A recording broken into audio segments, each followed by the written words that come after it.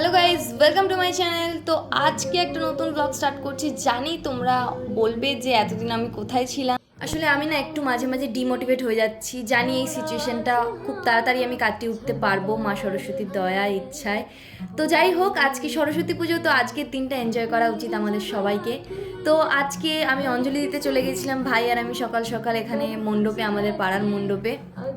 তো ওখান থেকে অঞ্জলি দিয়ে এসে দেখি যে মা এখানে খিচুড়ি ভোগ রান্না করছে। এটা তো নিশ্চয়ই আমি খাবো হয়তো রাতে বাড়ি এসে। বাট এখন আমি যাব হচ্ছে গিয়ে একটা খুব সুন্দর জায়গায় ঘুরতে, তাই এত সুন্দর করে রেডি হয়ে গেছি।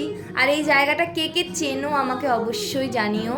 আর দেখো, আমার পেছনেই ঠিক জেলখানা রয়েছে। তো এটা নিয়ে আমি ভাবছিলাম যে আজ সরস্বতী পুজোয় আমি জেলখানা দিয়ে ঘুরে চলে এসেছি।